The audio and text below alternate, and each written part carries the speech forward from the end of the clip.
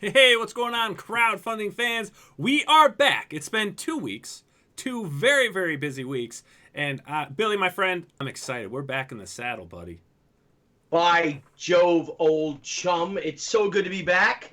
Let me turn this light on. Let me light up my Yeah, light backdrop. up our lives, my friend. Light up Light up our the lives. lights. Because we Got have a two, great show tonight. a Dude, I am great. excited about Yeah, this. this is our geek out show, I think, of all the shows we've done. Because as we said, we're very fortunate, Nile, and this is our 57th or 58th This is our show. 58th show. 58th show. And for the most part, a lot of people reach out to us. But this one is like, oh my gosh, Yeah, man. that we got to do this. So As if a, as a I, longtime fan of animation, I mean, I have books and yeah, books and books upon it.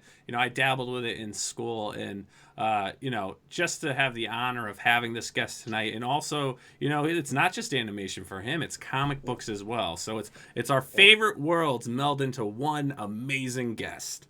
and he's a hero of ours. We were talking about it earlier today, and and especially since we had to take a little bit of time off just because of life, and it happens. And thank you Life guys for joining us, everyone who's in all joined of its us today. splendors. But without further ado, if I may Please, introduce, please do, my if friend. I may, and I'm looking over here because I'm looking at you, so I'll switch back. But right now I'm looking at you on Skype, and then I'll switch over. But but I think I've always had that John Barrymore type of profile. What would you say? It reminds me Maybe of not quite, Dick, like I'm looking at Dick Tracy right now. or a Popeye. Any, Wow. but listen, crowdfunding centurions and crusaders the world over. Our guest tonight has trekked his way through a treacherous castle, traveled through galaxies by way of a jetpack, and has the sweetest handlebar mustache since the Monopoly Man, which he has. So, ladies and gentlemen, without further ado, if we may introduce one of the sweetest people that we've ever had the honor of talking to on the show, and a legend and personal hero of ours, Mr. John Celestri. Hello, John. John, welcome to the show. Hey, hey, Billy. Hi, Niall. How you doing? We are We're doing doing well. terrific, my friend. And we just want to Terrific. thank you for coming on. I know you and I have met through Twitter. That's how we Mhm. became, introduced to each other. And you've kind of let me into a little bit of the journey of, why you're on the show today. So again, thank you for coming on. Welcome. My pleasure. So John, we have to ask. We got to get into it. Now, before we actually get into the meat and potatoes of everything, I would love to know kind of your origin story. Growing up as a kid, how did you get into all this?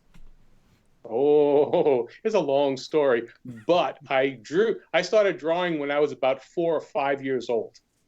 The I got interested. Well, that's as far as it goes. I got interested in drawing. I was always a cartoonist at heart. Went through Catholic school. Went through Jesuit military high school at Xavier. Go to Fordham University. I'm self-taught, and I always followed what I wanted to do. And I did what I could, to justify academics. And I wasn't very good as a student. Uh, maybe a B kind of student kind of guy. But anyway, I was self-taught, and I've got drawings. I've got drawings that my mom saved. I've got I've Wow. got I'm showing. Billy and Niall. One of the things, if you looked at my crowdfunding page, there is. I think I showed one page where one of those drawings is one of my first drawings that my mom did. So she would go down, and being the proud Sicilian mother, she would write down my age. And so in her handwriting, it says right there, 5 years old, 7 years old, 6 years old. So anyway, but I've always been a person that enjoyed drawing, and that's how I communicate. So basically, I learned that I could capture, back in the early 70s, late 60s, early 70s, I'm trying to figure out what I wanted to do with my life, because besides staying out of the draft, because we're talking about Vietnam at the time, I still wanted to know what to do with myself. And there was a lot of people graduating from schools and couldn't find jobs. You had PhDs driving cabs. Sounds familiar today, but I found out that I could capture movement with very quick sketches. I remember the day that it happened. I was just thinking, okay, well, I had a job at the New York Athletic Club on the magazine staff, and my assignment that day was to go down from I think it was the 11th floor office, and go down to the gym and look at the international fencing. And so what I did was I captured fencing sketches. I was only doing like 30-second, 1-minute poses. So I came up with a whole bunch of stuff, and my editor said, "This is great." And he says, these are great. So I learned that I could do that. And from that point on, I kind of started to look into animation and what that was all about. And so that's how I got into animation. I've always wanted to be a comic book artist or a comic strip artist. I've got dozens of submissions that I did over the years to the Tribune Syndicate, trying to be a newspaper cartoonist. Wanted to be a sports cartoonist, like Willard Mullen. What's your team? What's your teams? Pardon? What's your teams? Being from Brooklyn, were you a Dodgers fan? Now, do you hate the Yankees? Because my dad was a Brooklyn Dodgers fan. A dyed-in-the-wool Dodgers fan. And when they left, there was nothing there until the Mets. Right. So I've been a Mets fan all that, and I'm a Knicks fan. I mean, a Knicks of Willis Reed, Dave DeBusschere, Bill Bradley, Walt Frazier, Dick Barnett, Earl Monroe, and a bunch of other people there. But those were my years. Very cool. Now, before we went live, we were chatting for a bit, and you've had the privilege of basically learning the craft through an apprenticeship type way. Could you describe that to us? Some of the guys that you worked with who taught you this craft. Yeah. Well, basically, what you do is in the traditional studio method, what would happen is you start off as a cell washer, or maybe somebody who was painting, paint the back of the acetate. Wait a minute, are you washing away the old art for new art? Yeah, that's what they used to do. Yeah, in fact, Chuck Jones was part of that. Yeah, back in the 30s, that's what they did. In fact, there are a lot of the reasons that you don't see a lot of original cells is that they were reused. So that great art, right? Yes. Depression era, right? It's Depression era. Washed away by young 16-year-old Johnny Celestri in the sink in the back room of the studio. Yeah, that's basically it. Yeah. Well, traditionally, that's what you would do. You'd start off that way. And then you'd work your way up to painting, doing some, paint work. Back in the early 70s, when I got into the animation industry, you started off that way, but also as a, in the Xerox department, scanning the paper drawings, the line art into office copiers that would then, then print out the toner onto acetate. So that's what you were supposed to. That's the way you're supposed to do. But what happened is that I got into it. I only did that for a half a day because I got into a situation where at the New York Tech, they were trying to do a feature film called Tubby the Tuba. And they had a bunch of, they were doing that as part of their computer animation testing. They wanted to figure out what it took that computers would have to learn, to be able to produce a regular cartoon. So the Tubby the Tuba was that, and it was manned by a bunch of old Popeye, Fleischer, Terry Toon animators, and so I came into that situation, and they were looking for in-betweeners. In-betweeners are the lowest end of the run, where you fill in all of the unnecessary, the superfluous drawings in terms of things that were really, like just almost trace backs, or like the animator would do drawing 1 and drawing 4. Well, you had to do 2 and 3. Mm-hmm. So I had the ability to draw and keep form in the in-between. And so I was only as a Xerox person for a half a day. And the director said, I don't want to see you in the Xerox room at all. You're just drawing. So from that point on, I learned how to then become an assistant animator, where I would clean up the rough drawings. And then the animators would give me hints, and they would tell me basically, this is how you could throw a punch from here to there, and you don't put any in between there. Just here, bang.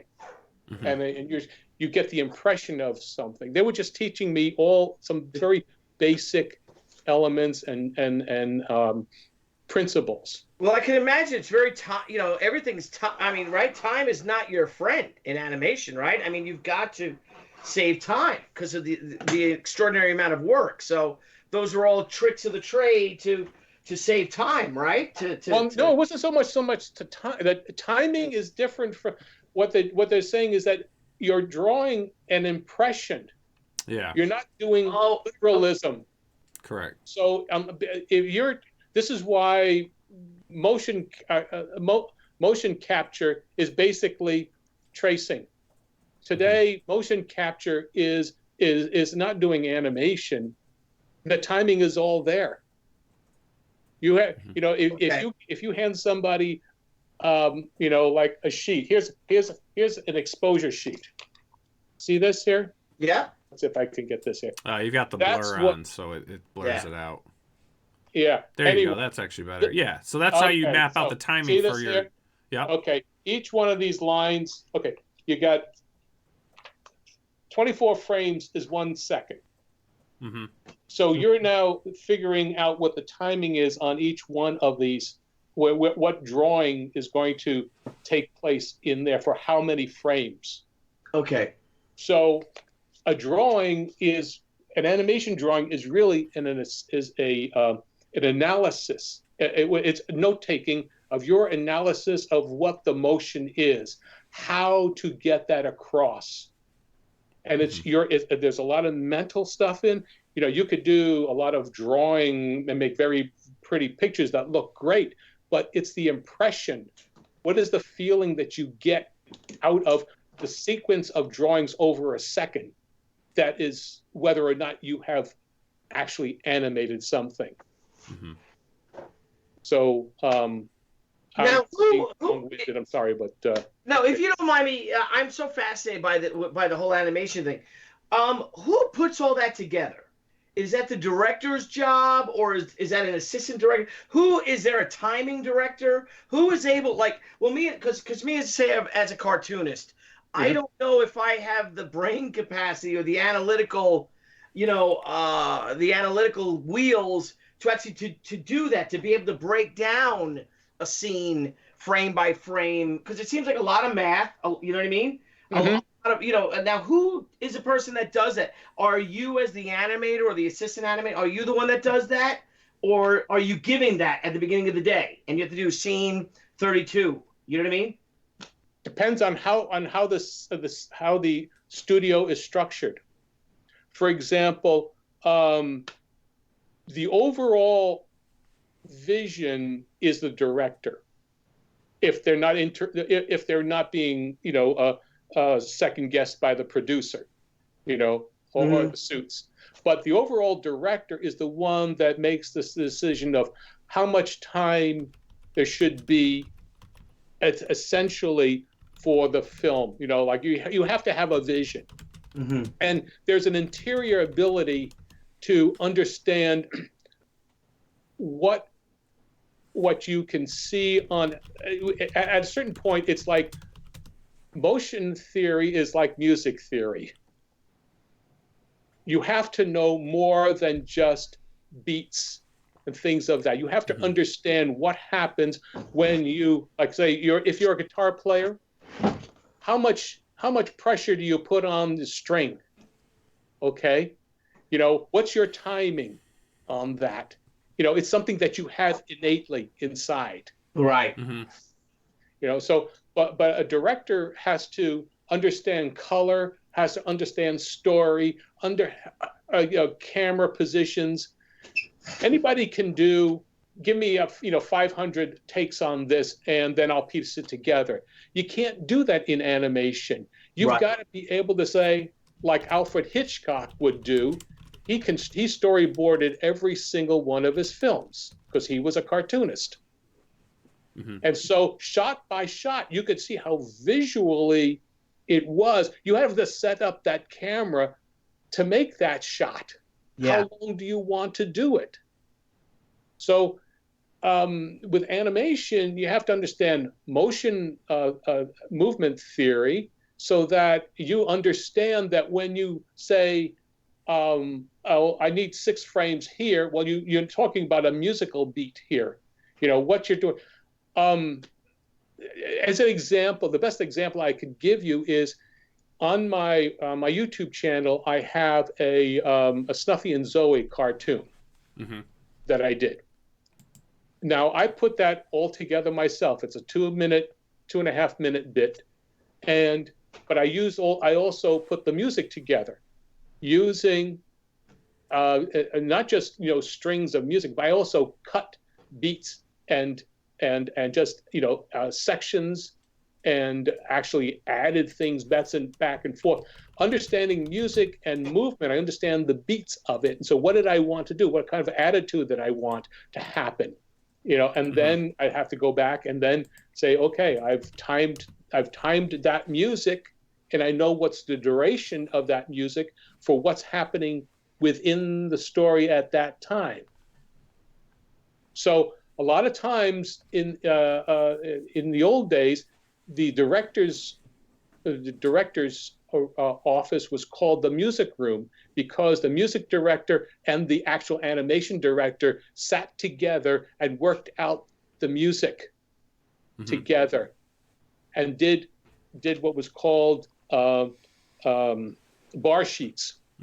You would have your music, you would have your basic music notes on that, and then you also had a visual of where the animation was going to be within that period of time, so that you knew how to get everything together. That's where the term Mickey Mousing came. Because that's what they were doing. They were always hitting it on the beat, and there would be something happening here. And so you couldn't, in the beginning, you weren't so very subtle, but it was about doing, the excitement and the entertainment was music and visuals and gags and things of that sort. But still, basically, the old Warner Brothers guys had exactly 540 feet, which is, it's 6 minutes long of film, and they had to time it to the end, from beginning to end credits, and you couldn't waste that stuff. You couldn't waste the time and the footage. So the director had to know to the second what they wanted. Right. So let me ask you a question. Now growing up, this is kind of, what you prefer. Did you enjoy the Disney shorts better than the Warner Brothers shorts, or vice versa? Warner Brothers shorts. Yeah. Disney's were boring. Agreed. I agree. I love the Warner Except Brothers. for that there's that great one from early Disney with the skeletons. Oh yeah, the skeleton dance. Yes, that was a great one. Yeah. Yeah, that was a great. Yeah. Well, that's one of the first ones. I mean, basically, that's one of the great first things. But there's a difference between I mean, growing up, I enjoyed the Fleischer, the old Fleischer stuff. I'm talking about the 30s stuff and the Terry Toons cartoons, because they were all New York studios. Yeah. Mm-hmm. And they were grown, you had jazz, you had all of that going on in the Fleischer cartoons. So there was a whole different attitude about it being a very urban thing. The Disney stuff was very pastoral. It was farm. I mean, that's what Disney was a farm boy, basically. Yeah, from Kansas, right? He's from.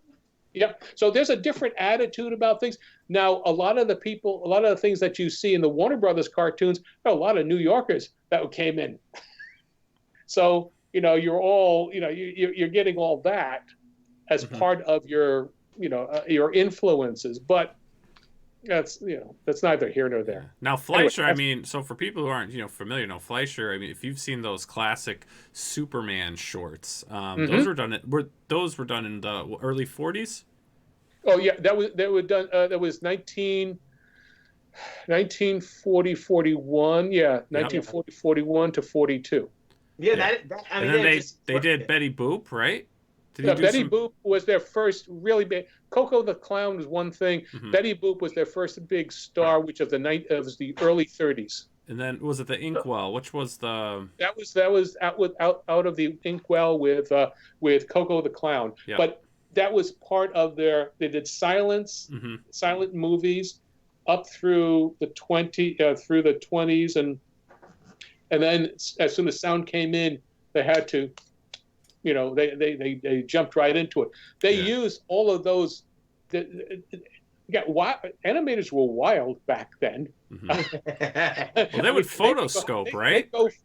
They'd be going out at night, at the jazz clubs. That's what they were doing. I mean, that's why the Fleischers had all that jazz and that dirty music there, because they were going out there and they had the recorders. They had all of the jazz bands back then.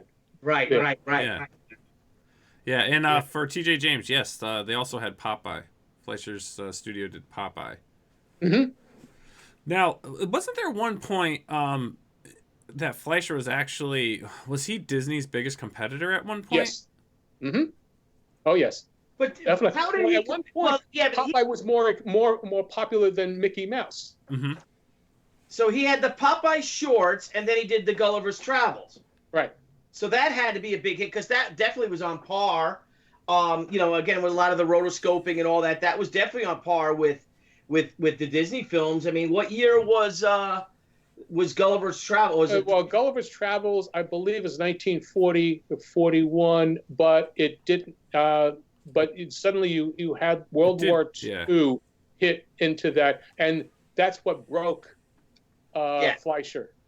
Yeah, but it also, the same thing with Disney. I mean, if anyone's a fan of animation, the war really took a big thing, because if you look at from how Disney grew from 37 with Snow White and the Seven Dwarfs to Dumbo, I mean, the studio just exploded. And then Dumbo came out right around Pearl Harbor. I think Dumbo is a Thanksgiving release or something, right? It's about that way, yeah. Well, unfortunately, because Germany, Italy, France, though his big markets got killed. Yeah. So suddenly, the international market, and that's what he did. The Disney studio and all the studios, did work for the government, and all those training films, Private Snafu. That's all Warner Brothers stuff. That's Chuck Jones. That's everybody. Everybody, was in the war effort there. Yeah, that's so cool. I love talking about that. And then the Terry Toons, too. Because you got to think of every country that Germany took over. First of all, you lost, the Hollywood film, Hollywood film, they lost Germany, right? Right. Yeah, Germany was a huge market. So they lost Germany in, around probably 34, if Hitler took over in late 33. And then they lost Czechoslovakia. Right, they lost Austria, Czechoslovakia markets, and each one of those markets probably, Germany of their foreign sales. So Germany was probably a real big chunk, And then you had, Czechoslovakia was at probably 2%, 2.5%, Austria maybe 3%. And then all of a sudden, right, the war comes on. You got to think now, when Dumbo comes out in 1941, Hitler has already invaded Soviet Union. Mm-hmm. So the war is going on 2 years already by the time, you know what I mean? While we're in this pastoral, the United States doing this little escapism type of thing.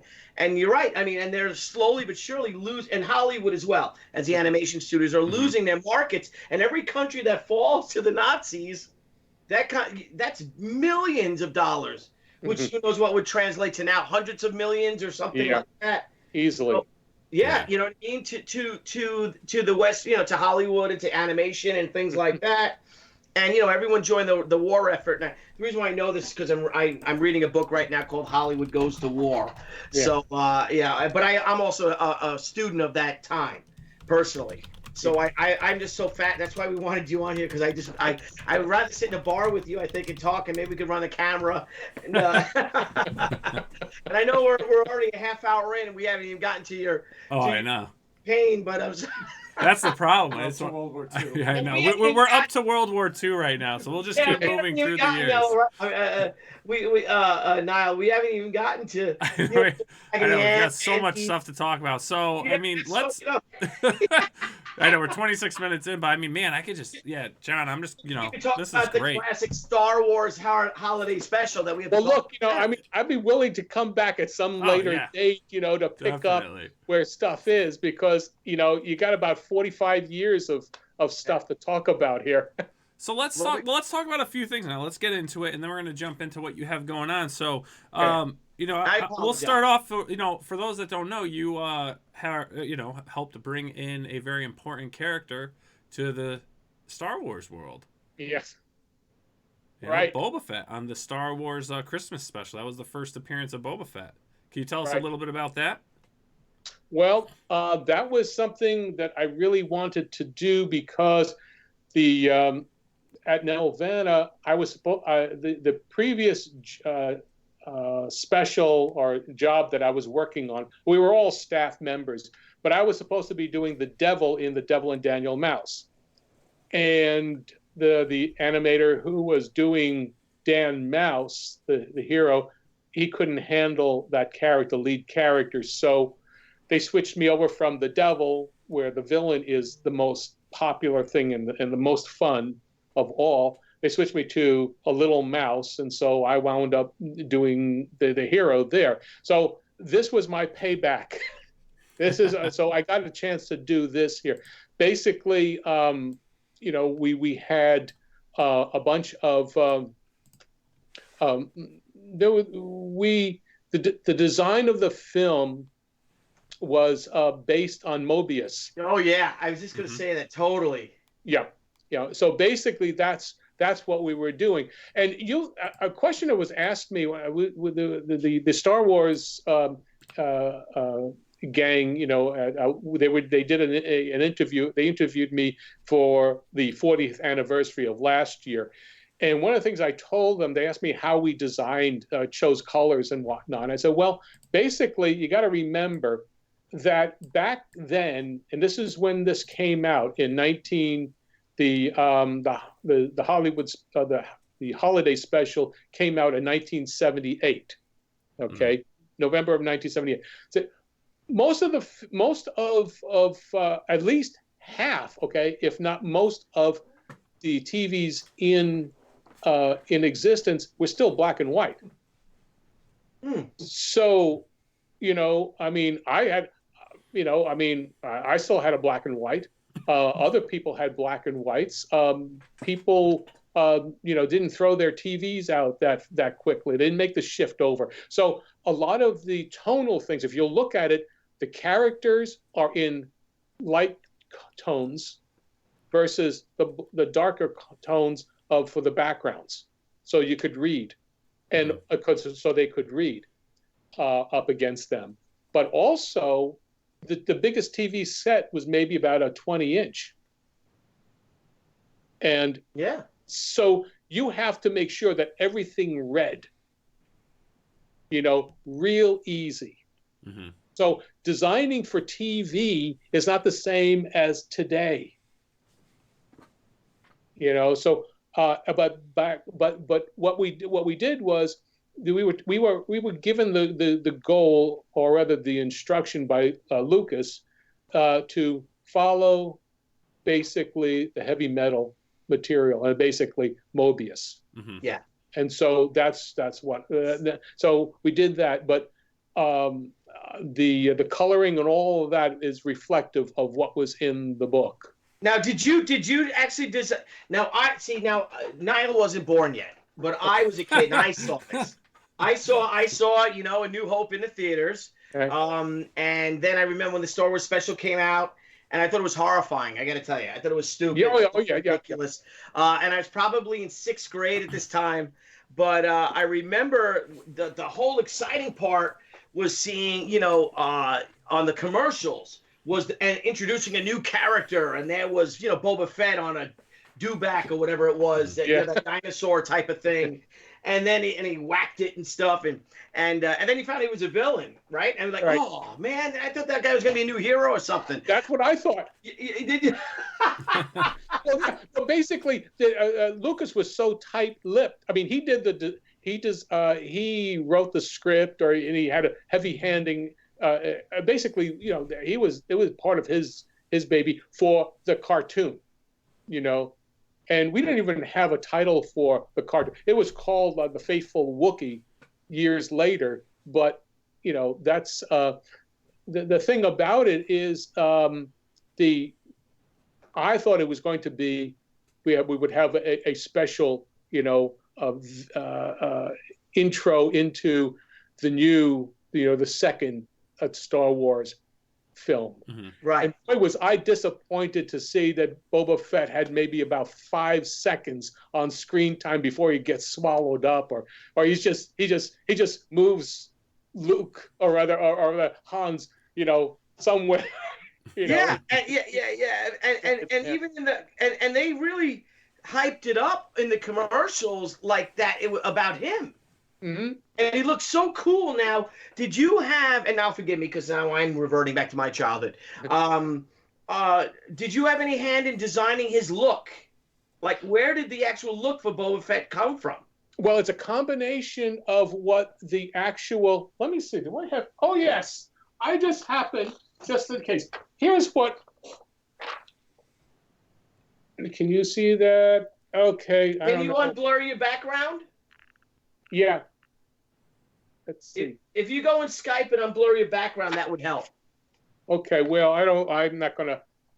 Anyway, basically, okay, you can go and check on my blog. I've got the model sheets for some of the Star Wars, model sheets on. You're going to have to go look and type in. Well, go look in Boba Fett somewhere and just kind of roll it around. It's in there somewhere. It's a very simple design, okay? Right. And as with anything else, you working off of the black and white film that was done for for the testing of the suit. Remember, It was a white suit, for Boba Fett. And let's see, what is it? So we had a very rudimentary sketch that was done by Frank Nissen, who was the designer for the studio, the animator at Nelvana. Mm-hmm. And then they okayed that. And it was just basically, front, rear, side, and maybe the rear and 3/4, and that was it. Everything else, once I started moving it around, that's when my stuff, where my sense of timing and sense of drawing comes into play. There was no head tilts. So the look is a combination of what we were originally given, mm-hmm. and how I then transformed it into with animation and just what my sense of drawing was. Very nice. Very nice. Very good. I tell you, it's really funny to see what is it? Some of the toys that have come out of the original the Hollywood, the Boba Fett holiday special style and whatnot. Yes. I mean, I don't own any of that material, but boy, I'd like to have some, like a couple of pennies from each one of those things. Yeah, that would be nice, sir. Some good money though. So you've done that special. A lot of people, and especially a lot of commenters we've had on our Twitter posts, were really happy and nostalgic to know that you had worked on the animation for Dragon's Lair. Mm-hmm. So can you give us a little scoop into that? And the reason why I'm kind of going through this is because it kind of ties into what you have going on Kickstarter. Right. Yeah. Well, I was that was my way of getting back to the States, because the animation industry was hitting a really bad stretch everywhere, including in Canada, because I was at Nelvana at the time, as I said, for about 7 years. And so we had finished Rock and Rule, and I had, so I had a good 8 years under my belt of doing full animation. I'd worked on 3 features by that time. Mm-hmm. And so that was pretty good. I mean, features didn't roll off the assembly line that quickly. Right. So I learned about Bluth, and so I sent my reel down to Hollywood, and while that was happening, I went and visited San Rafael, where Jerry Reese and Brad Bird were doing the Spirit development.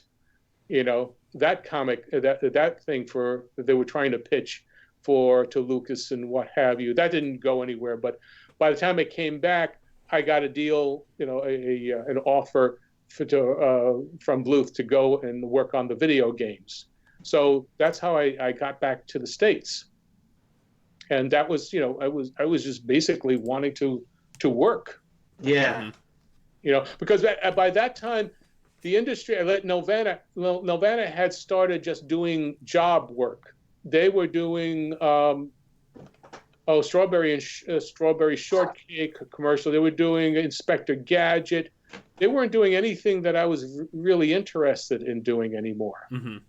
because there was nothing original. Yeah. And and so there's a big chunk between things like Dragon's Lair, Space Ace, and Rock and Rule and what have you, in Nelvana's period of time, and the actual jump into the development of how Disney rejuvenated all of the features. But that wasn't until until Roger Rabbit. Mm-hmm. Okay, Oh, so that's 88, 89. Yes. So that was a big chunk of time. So, but I decided and Canada wasn't doing anything of that, so that's why we wound up coming back to the States. Now, were you living when you came? Were you living in New York at this time? What do you mean? You came back when you now you grew up in New York, Right. And when you were doing all your animation, when you say that you wanted to come back to the States, were you living in Canada? Yes, for 7 years. Oh, you did. So you did move to Canada. Yes. Okay. Yes. And where in Canada was that? Toronto. Oh, so you're in Toronto. Mm-hmm. You missed the glory years of the great New York Islanders winning 4 Stanley Cups in a row. Oh, I watched it every night. That's just me. And then you moved back. Now, when you said you came back to the States, then where did you end up? Did you end up back Los Angeles? Oh, Los Angeles. So you moved. Oh boy, so you really made a big move then. Oh yeah. Well, but move was nothing. I mean, the way I look at it, back then, animators were just gypsies, moving from one part of the world to another. That was your normal thing. Mm-hmm. I mean, for example, just taking my break, just getting my break in New York, I went from Brooklyn. Okay, I had to get from Coney Island, Bensonhurst, Bay Ridge, take the B train, West End Express into Penn Station, and then take the Long Island Railroad to Old Westbury, Long Island, mm-hmm. and grab a school bus there to get to the New York Tech, and then I had to do that back. So that was a 4.5-hour round trip every day. Wow. So I did that for 14 months. Wow. Wow. It's a heck of a commute. But moving, when you you get a chance to do something when you're young enough, you do it. Yeah. I don't know if the kids these days would do something like that. Have a, well, 4.5-hour commute. I moved around. So I went from New York. Okay, so living in New York and working back and forth on there. Then got the chance to go to work with Friz Freeling out on DePatie Freeling in '77, in the summer of that, and then went to Canada. Was there for about 7 years working at Nelvana, and then back to Los Angeles, and was there for about 3.5 years, and I just couldn't stand it, and things were just we left, and I went to live in Rhode Island. Oh. Big animation. No, I was working for Filmation. Through FedEx. Oh. You were working through Filmation so you were working from home. Yeah. Yes. Oh, there you go. Okay. Yeah. Sorry, blonde moment. Just clicked. Yeah, and then okay, I didn't want to stop you from, it's during that period of time that Filmation then got dismantled, and I wound up working with a friend who had a studio in Toronto, but we used fax machines to fax my drawings up there. That's how I did the Batman commercials. Oh. Speaking of the Batman commercial, do you mind if we share that with everyone? I have a Go clip right of ahead. That. All right. Nice. Yes. Attention, attention. Family thinks high toy prices are a joke. Holy one-liner, Batman. Drop your punchline, Joker. Listen, folks, only at Zellers are you protected by The law of Toyland. Nobody beats Zeller's prices on toys. Nobody. Color change Hot Wheels are just $1.77 each. And Micromaster Transformers are just $6.97 each. You're protected at Zellers because the lowest price is the law. Damn, that's great. I love that. Fantastic. That would have been awesome if that was a cartoon series.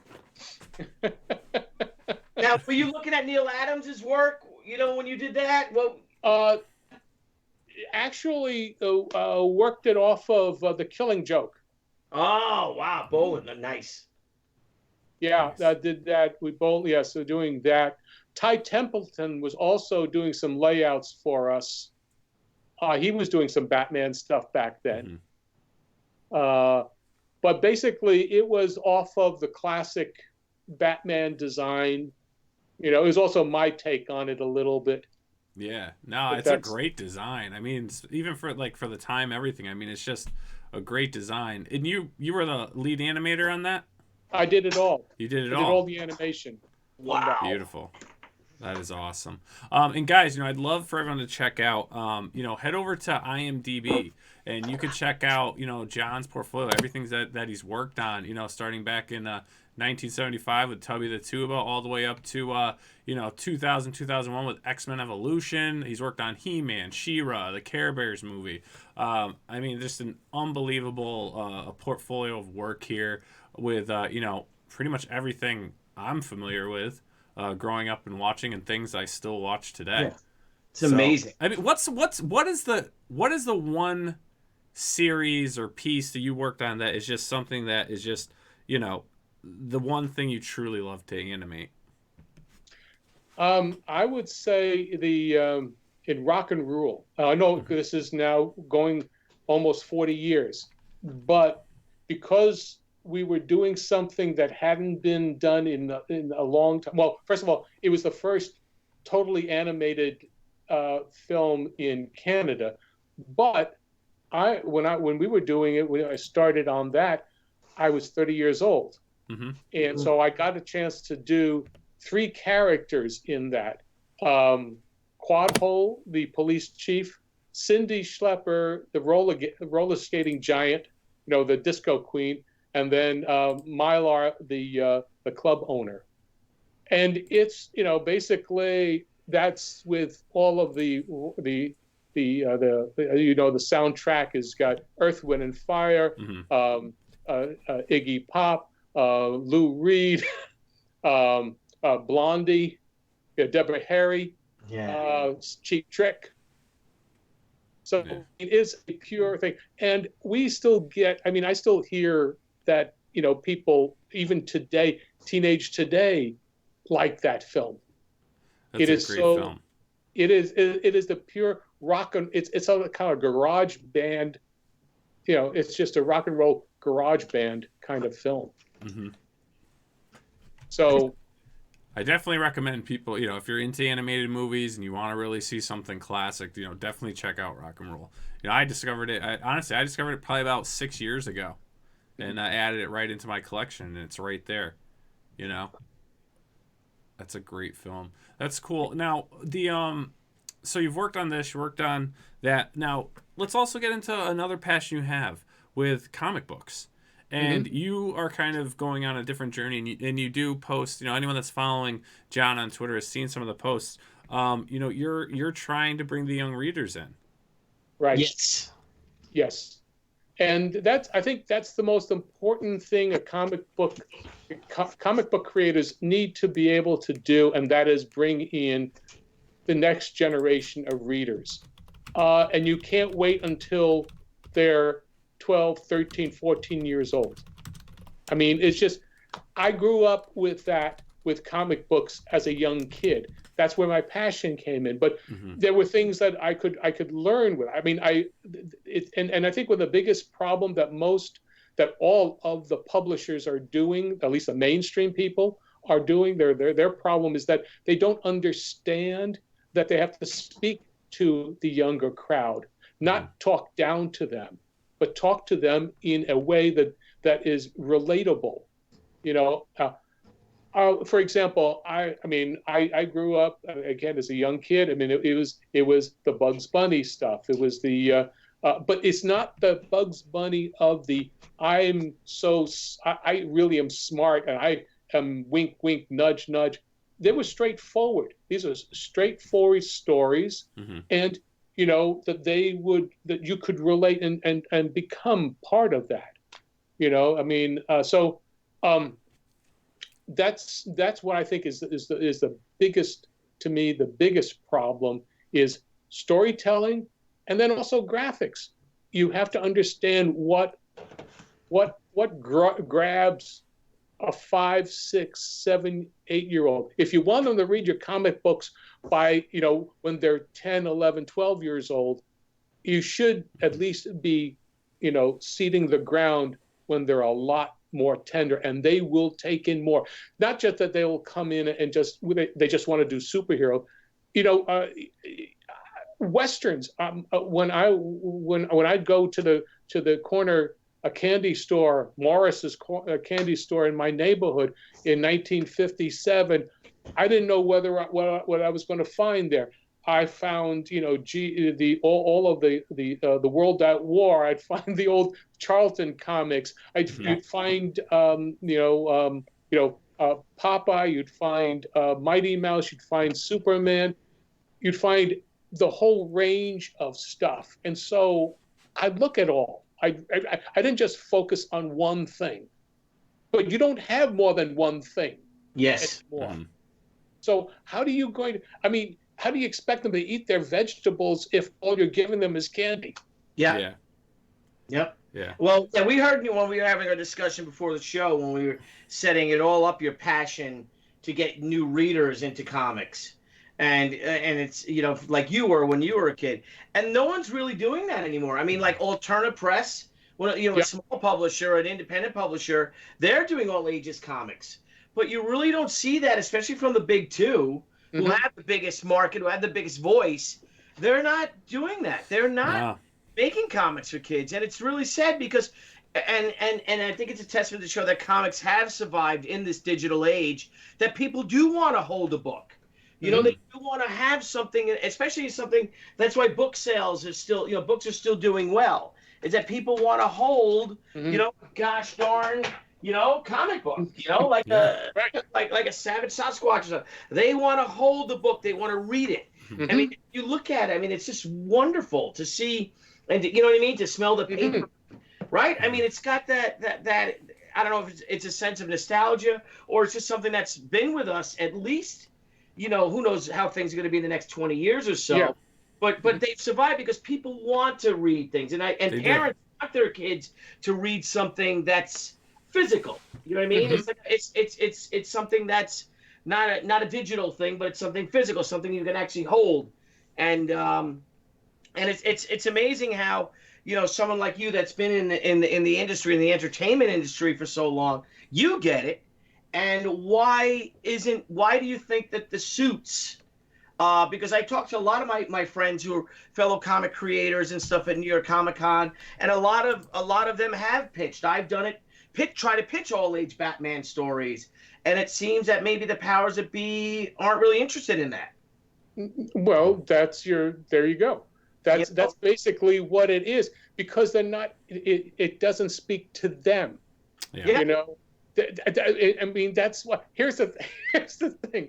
I mean, Frank Zappa. Have you seen that interview of Frank Zappa? Like, it's like 30 years old, and it's on the YouTube and whatnot. He said the business rock and roll rather, was a lot better when it was run by a bunch of fat old men with cigars than the hipsters, because they said, well, I don't know what's going on. I don't understand it. We'll try it. We'll throw it. We'll see if it works. Let's see what happens. The kids liked it. Everything is like, no, we've done 14,000 different studies, and we don't know. People don't know what they want, but I know what they want. This is what you want. The same thing with music.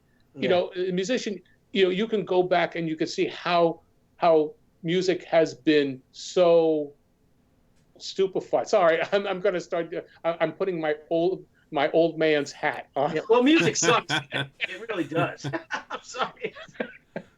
But basically, if all you need is 3 chords, to make a song, where's the sophistication? Where's the palette for anything new? Yeah. But so basically, what really we have to be able to go through is have, if I were starting a studio, I mean, if I were doing a film, it would be a thing of, well, first you have to know where's your distribution going to be. The comic book shops are the only place where anybody has to go. Now, if you don't have a comic book shop, you're done. But even then, they're caught between a rock and a hard place, because they're only selling comic books and toys and anything that's of that sort. It wasn't like a comic book. I got my comic books from Morris's Candy Store. He had a lunch counter. He sold toys. He sold newspapers. He sold magazines. He sold anything there. It was an all-purpose thing. It was 7-Eleven. That's what that is. But you need to have that kind of place for drop-in, kind of spur the moment, shopping, where a kid, who's 8 years old, 8, 9, 10 years old, and that's another thing, who as an 8, 9, 10-year-old can go walking down the street somewhere for about 15 minutes away from home, and then the police don't go chasing for them. I mean, for crying out loud. Unfortunately, you're right. I mean, we used to, ride our bikes, for miles into different towns, into different neighborhoods. We'd ride up, an avenue with 4-lane traffic and stores and everything like that. And unfortunately, even with me, my youngest is 13, and and I'm like, where you going? Where you going? Call us when you leave the house, blah, blah, blah. But my mother's like, just be home by dinner. I mean, we used to play hockey on the lake, and we as long as we're home by the time it gets dark, who called? But here's another story, John, is that not too long ago over the summer, I was driving in my car, and all of a sudden a flash rainstorm happened, right? Just flash rain. And I'm driving, and I see 2 boys running, right? Home. Yeah. They got caught in the rain. They're probably 12 and 13, one like my youngest son. But I'm driving, I'm by myself. My first instinct is, pull up, hey, where do you guys live? I'll give you a ride. But then, of course, I stopped because I can't do that. And I don't want anyone else doing that to my kids. And that's what's sad, you know what I mean, about, I'm putting my old man hat on too. You know, it's just sad that unfortunately, that's the state of the world today. Okay. So the point is that if you can't turn the clock back. So what you have to do is expand the areas that you can do things. And that is that comic book shops or places where you could get something that people who are comic book fans will be able to say, hey, you know, I can give this comic book to my next door neighbor kid.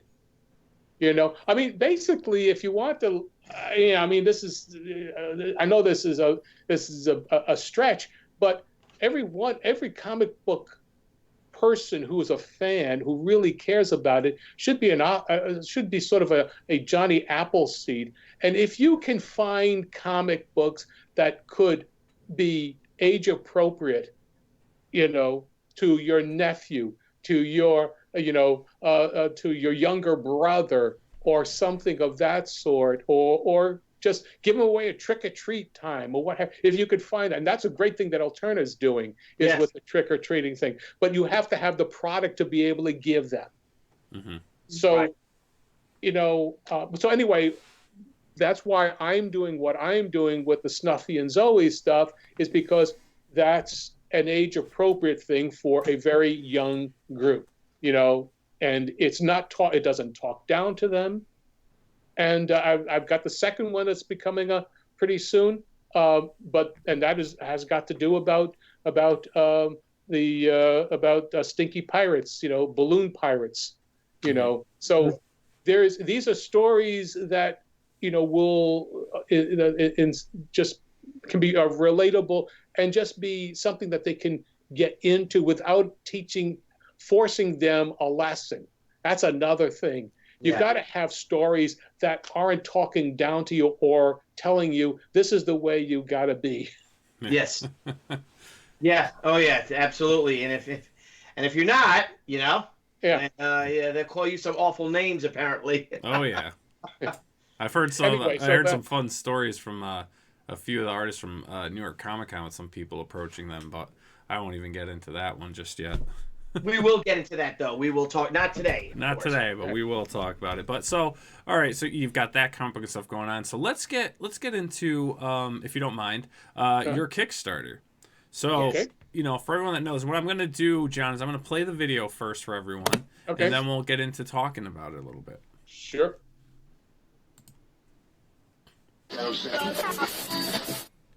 Hi, I'm John Celestri.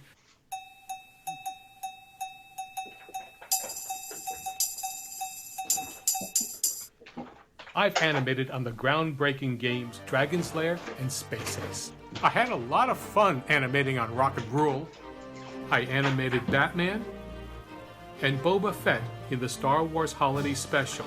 I've gathered together over 80 solid poses from these projects and want to present them in a large-size portfolio. But I need your help to get the funding for the printing of the book. Check out the pledge levels, which on the top tier I'm offering a personally drawn rough sketch of Boba Fett in my Star Wars Holiday Special style. So thank you for checking out my Kickstarter. Please share this with your friends, and I hope you have a great day. Bye. Pause off the customers, Catwoman! I love that Batman. Damn, you're fast. So John, tell us about this. How did this campaign come to be in this project? Well, I thought, okay, we're reaching the point where if I want to do, like everything else, we're all our own business people. I mean, I don't work on a project that is has got a, you know, I don't do Batman. I don't do Superman. I mean, presently and that sort of thing. I wanted to be able to say, okay, for the next, you know, next 10, 20 years that I've got, I want to be known as somebody who, you know, does stories and the age appropriate stuff. But I as I said in the last, you know, 10, 15 minutes, but I figured well, what are my credentials? Well, my best thing to do is to show my portfolio. And I thought a Kickstarter with all of my old drawings and with all the various things that I do, getting up to the present time. Like I start literally with a drawing when I'm 6 years old, to being on Tubby the Two, and then Raggedy Ann and Andy, and then the rock and roll stuff, and the Batman stuff, and the Boba Fett material, and then I show some of my my comic book stuff that I've either done online or I'm in the process of doing. So, and that's an 80-page book. I don't do it. I'm not doing it at perfect bound. I'm doing it as a landscape, and it's staple bound so that you can actually open the book and just not feel like you've got to smush drawings down. It'll be like an 80-pound paper with a 10-pound, 100-pound cover, and it's a sturdy book. It's and you'll be able to just flip through it. And I'm doing it full-size full-size drawings as I drew them. So that's why it's an A4 format, which is like almost 8 1/4 by 11 and 3/4 size book. And so I figured, okay, this will at least say this is who I am, and from that point on, see what happens. When I start working on, I am in the process of working on other things besides Snuffy and Zoe, but that was the process for this. Mm-hmm. Fantastic, just wonderful. So really after the campaign is complete, when will you anticipate this book being out in March? Yes. Okay. And I'd like to do this now that I know that I've reached my goal, my stated goal, so I can then, and this is on Kickstarter, so I believe, if I'm not mistaken, I can then also transfer it to Indiegogo as what's it called? In demand. Yeah, in demand store. So I can keep that going for as long as I want, basically, right? Yes. So you can use that as your storefront if you like. Yeah, yes, that's what I'm thinking about, because I don't have to deal with, at least for the small amount of printing that I'll have to do, because I don't foresee going into hundreds and thousands of copies, of this here. So everything that I can keep on going, and be able to at least express myself, and and just maybe open up with one of the things I want to do on the back cover. I want to do things for like maybe some T-shirts or things of that sort, cups and whatnot. The back cover would have, let's say, an email, or rather a website link to the to Cafe Press. Mm-hmm. That does that kind of stuff. From what I've been told, that's sort of, for the overall, that's the best thing. And then everything is just drop shipped to each individual. You all go online. I'll have a store up there, John the Animator guy store, and there'll be T-shirts, cups, and things of that sort. That way, I could do some sort of merchandising.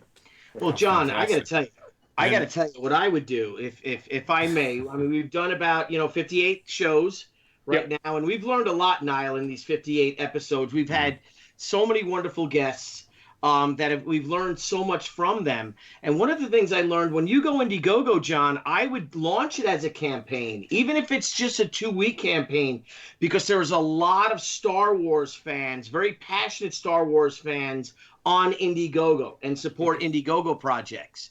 And I would really boost up. I would hype up and lead with almost that you are one of the, say, visual creators of Boba Fett. And you could talk up, the whole thing about the Star Wars holiday special from 1978. And I think that could really that could pique a lot of interest and a lot of support from people that would want to support you with that and go with that. I mean, the Batman work. I mean, you've gotten you have an amazing resume of work and how much joy and wonder that you've spread in your 40 plus years of doing this. But I got to tell you, you start thinking of this as a business, you know what I mean? And I would start looking go with that Star Wars angle, and we'll talk off camera, you know what I mean, about this and stuff. But I wouldn't just do it as an in-demand. I would go to try to make it after your Kickstarter, you're already fulfilled.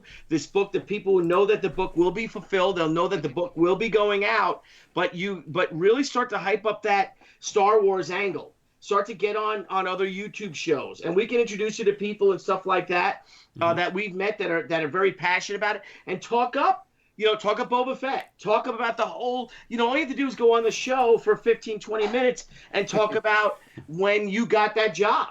Mm-hmm. And the whole thing, and even talking about the whole idea with black and white television, and that's why the costume is a certain way. And when you got the original little sketches, they were all, he had a white costume, and the Moebius, the Moebius, influences too. People would love to hear that.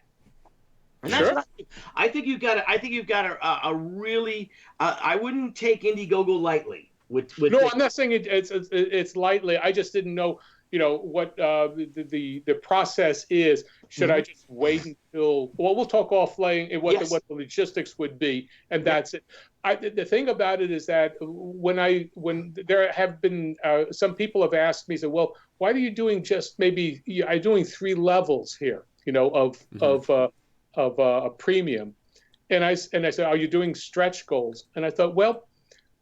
I thought that I was being, at the upper level. I wanted to make it available or reasonable for everybody, but also the stretch, the top tier is something that you can't get from anybody else, which is a Boba Fett drawing from the only animator who drew Boba Fett in the Star Wars Holiday Special. Yeah.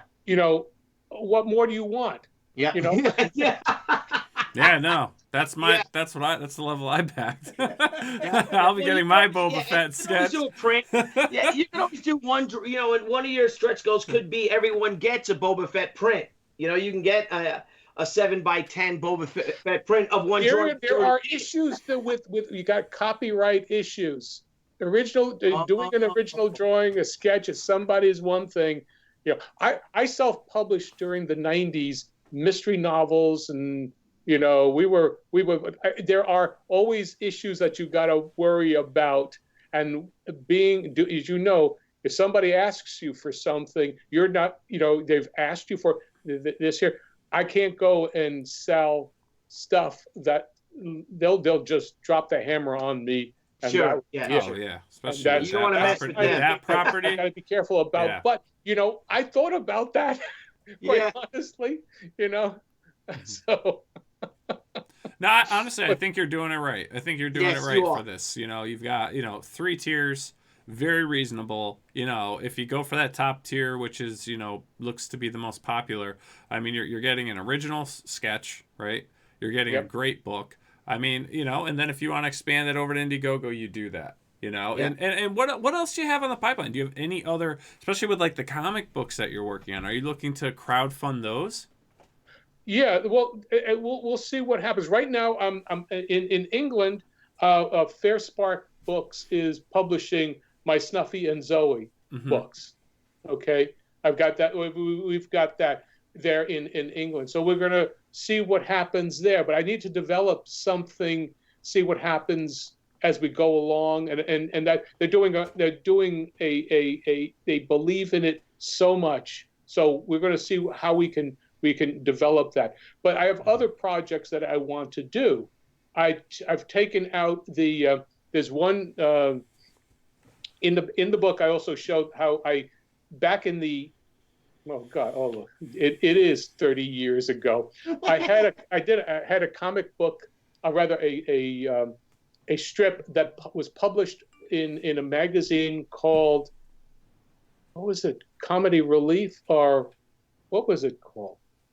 Comic relief. Anyway, I had it for 18 months. It was a monthly thing, and I had 2 pages, and it was Mega Moose. It was my superhero Moose character. It was a parody about the superheroes and fans and things of that sort.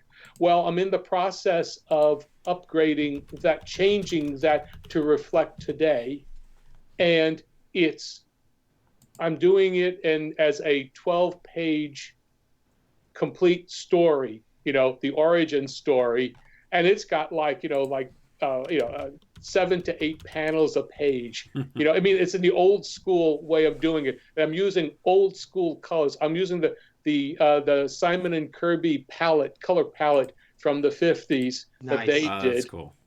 And so therefore, no matter how I do it, if I wind up printing it as with a second story in it, and I could do a 24-page,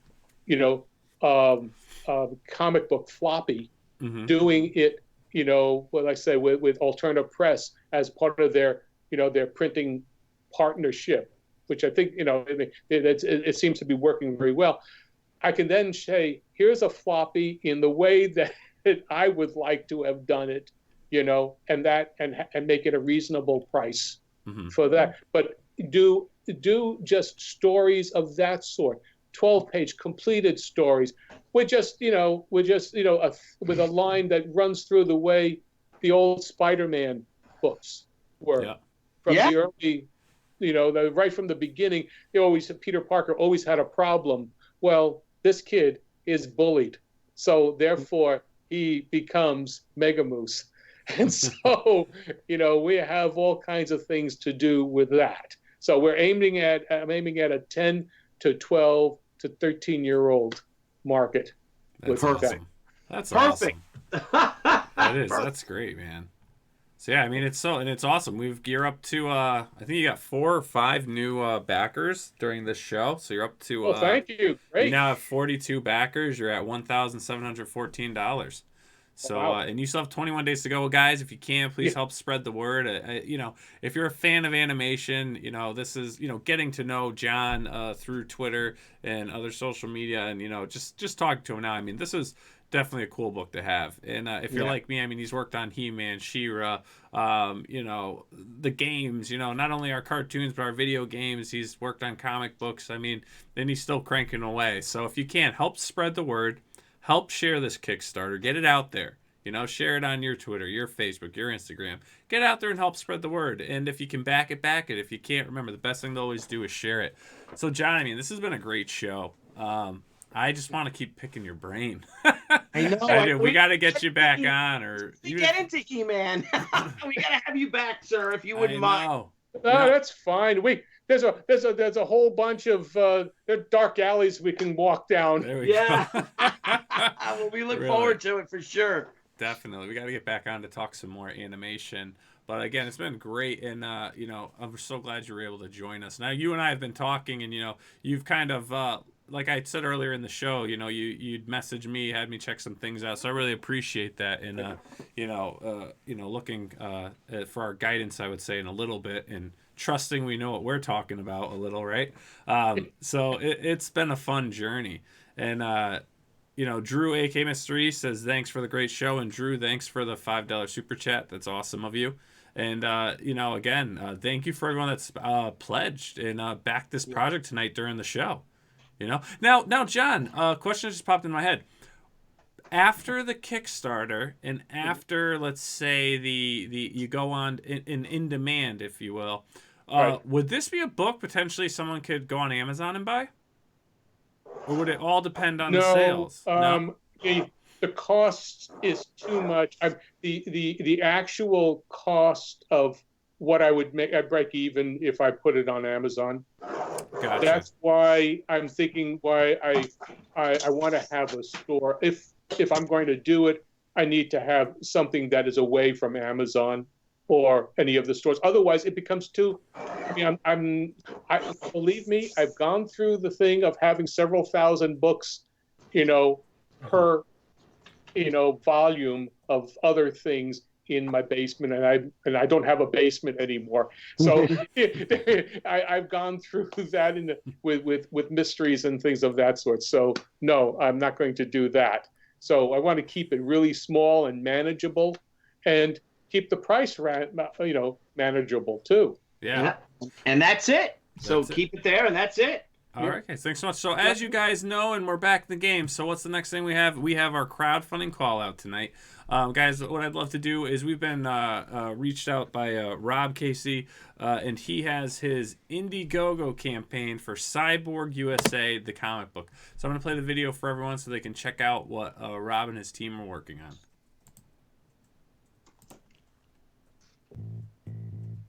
Tina, Rufus, Bisbee, Hutch, and Captain USA are Cyborg USA, a team of soulless super killing machines working for the Attorney General of the United States of America. Hi, I'm Rob Casey, writer and creator of Cyborg USA. I've always admired the heroic determination of our USA champion athletes. About 20 years ago, I had the idea for Cyborg USA, based on those athletes and those super teams I loved from my childhood in the 1980s on Saturday morning and after-school cartoons and in comic books. Thanks to the revolution in crowdfunding that Indiegogo has made possible, I am now able to bring Cyborg USA to life in print for the very first time ever. Cyborg USA is the story of America's elite team of super champion athletes. Targeted by terrorists Yuri and the Red Skirts, the fanatical anti-globalist anti-technology death cult, maimed and left for dead in a horrific train collision, Super Team USA are reanimated by the mysterious scientist Hans Ulrich and his manservant Carrington. Cyborg USA springs into action, America's elite team of cyborg super killing machines. Cyborg USA is written and created by Rob Casey and Zach Tobacco, with art by the great Argentinian artist Pablo Romero. Additional art by Lee Miliuski, Bob Stone, and Michael Beacon. Go to Indiegogo, where you can get Cyborg USA issues number 1 and 2.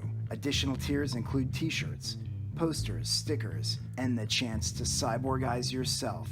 Pablo Romero will draw you as a cyborg.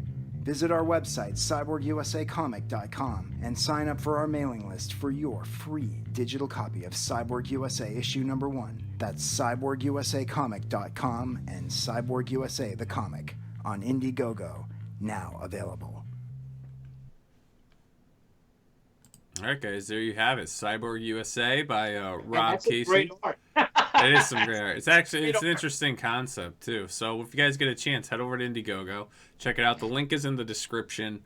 And if you like it, back it. And if the funds are tight, remember, just keep on sharing these great projects everyone has going on. So he has 51 days left. So this campaign is, they've reached goal and they're moving on to stretch goals. So, guys, again, John, thank you so much for being on the show. How can everyone stay in touch with everything you have going on? Well, I'm on Twitter, and it's what is it? Celestri John or John Celestri at Celestri John. Twitter. That's my Twitter handle, and that's where I do most of my back and forth. Mm-hmm. That's the best thing. If you for any kind of that is really where I spend most of my time. Okay. Is on that one. Yeah. All right. Do you do Instagram as well? Pardon? I do it every now and then, but not much. It's there. I found that Instagram doesn't really, I can't get the same kind of action there. Yeah. Mm-hmm. Yeah. And I was on I am on Facebook also, but that's just for puppy dogs and that sort of pictures. Yeah. Yeah. And guys, also, if you want, please subscribe to John's YouTube channel, John Celestri. The link to this is also in our description of the show. He has some great how-to videos, how to draw animation, overlapping action sequences. There's so many great videos on here, so check that out as well. And the link to his blog is also in the description to this show, as well as a link to his IMDb if you want to get to know more of the work that he's done. So there, John, I think we've pretty That's much got it covered. John, again, if you're more, if you're down for it, maybe in a few weeks or something, we have you back on and chat some more animation. Sure. I love talking animation history. I've got a boatload of books I've read and, cover to cover multiple times. And, it'd be cool to do maybe a show honoring some of the great animators and works of our time. Oh, sure. Yeah, we can. That's something that we can talk about and see. How to mold that show and go and say, well, what do you want to talk about? What do you want to find out? And we'll go from there. Sure. Perfect. Awesome. Wonderful. Billy, my man, great show. Good to be back. 2-week hiatus is up, and now we're back full force again, everyone. And we're glad to have such a great guest. It's so informative. It was just a great show. It really was. It was an honor, sir, to have you on, and thank you so much for joining us. And thank you for inviting me. Thank you very much. Thank each and every one of you for coming out there. And John, you just may be. We have there are trolls on the internet, and a lot of times somebody will just jump onto our show and give a dislike. I don't know, someone I pissed off, or Nile might have pissed off or something. And this might be our first show without a dislike. Oh. Well, good. And thank you, sir, for that. I mean, they don't even watch the show. They just come on and hit us with a dislike, some troll or something like that. But apparently you soothe the savage beast, sir. Oh, well, it's the beast within us. Yes. Exactly. All right, guys. And John, hang on with us. We're going to just do our closeout screen with our information. And when we're off stream, we'll chat a little more. Sure. All right, everyone. So we'll see you tomorrow night with our special guest, Howie Noldishin, who is the creator of Terranormal, who has a Kickstarter. Terranormal, a Kickstarter currently on. Its whole web series is now in print. If anyone knows anything about Howie is the caricature artist and the comic book artist for Taps magazine, Ghost Hunters, which was on Sci-Fi. He's good friends with them. He does the artwork for them, and he's big in the paranormal scene as well as the comic book scene, character scene, magazine art. So we're very thrilled to have him on the show. And if you know, and Mr. John, question for you. Yes. Do you believe in ghosts? Bigfoot or UFOs. I'll tell you a story about that. Yeah. Let's chat a little bit about ghosts. You got a ghost story? Yeah, do you? When I was very young, I was maybe about 4 years old, and for the life of me, I was in bed, I was asleep, and when I woke up, and there was this hand next to me. What? And on my pillow, and I just turned away, and then it was gone. Ooh. See? Ghost. See? We love ghost stories. We believe in ghosts. Ghosts and UFOs. We had some people, and was it Ethan we had on, and like, do you believe in ghosts? Like, no. Yeah, someone we asked, like, hey, do you believe in ghosts? They're like, no. No. And then it was like dead silence for like 2 seconds. It's like, oh, okay. All right. Any other experiences, John? Yeah. Any other ghostly experiences coming your way? Have you ever seen a UFO? No, but I drew a comic strip called The UFOs. And that was about this family that in an outer space ship comes down, and he's got a handlebar mustache, and she's got curly hair and whatnot, and they've come to vacation on Earth. This is like 1985. Oh, that's awesome! And I call them the UFOs. The UFOs. Ooh, you should share that if you got any of those drawings. You should share those on Twitter. That'd be cool. Oh, I got everything. Ooh, that's what you should do. You should start sharing some of that stuff. Help build up what you're doing. Oh yeah, well, post a picture a day. I've only been on Twitter for the last year and a half. Yeah. So, it's I made a transition from working on Facebook and Instagram to, seeing who I can connect with on Twitter. So this has been great, being able to connect with people. Mm-hmm. Yes, we have the Sicilian trifecta here. You're Sicilian, right, Nala? Yeah. So Mr. Celestri Sicilian, I'm Sicilian, Nile Sicilian, three Gindaloons all on a Wednesday night. Three Guidos in search of a drawing board. There you go. All right, John. Thank you so much again, and everyone, Billy, we'll see him tomorrow night at 9. My friend, yes. And if you're around, John, please, watch the show and join us in the chat. Okay, if I can, I will. Thank you. Sounds good. Okay. All right, guys. We'll see you tomorrow night with Howie Noldishin. All right, everyone. Have a great night, and we'll see you tomorrow. Wait, what? And another thing, being that we're Sicilian, I don't know, John, you look kind of light. I'm light. Nile is light. And as my grandmother always told me, that we're light, that we're blonde or light because the Vikings settled down in Sicily. My mother, it was blonde. They? Yeah, my mother was blonde, and my grandmother had red hair. Yeah, there you go. Yeah, I got blonde hair and a reddish beard. Yeah, I used to. Best of both worlds. Hey, Frank Amazing is in Italian, right? What are you, Frank? Polish, German, Irish. He's a Polish, German, Irish. Oh, great. He's a Pole-Germish. He's Pole-Germish.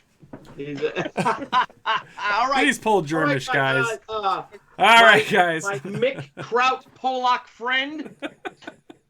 And my ginger Sicilian. And, of course, the maestro here. Everyone have a great night. All right. We'll see you guys tomorrow night. Thanks a lot, John. Thank you. Bye. Hey guys, thanks again for tuning into Crowdfunding Comics. We look forward to hanging out with all of our crowdfunding fans every time we go live. And don't forget to click the link below and subscribe to our channel. And there's a little bell. You may want to hit that too. This way you get all the great notifications when we go live and when we upload some awesome content. You want to follow us? Sure, go right ahead at Twitter at CrowdFundComics with an X, Instagram, Crowdfunding Comics, and Facebook at Crowdfunding Comics. Till next time, crowdfunding fans, we'll see you soon.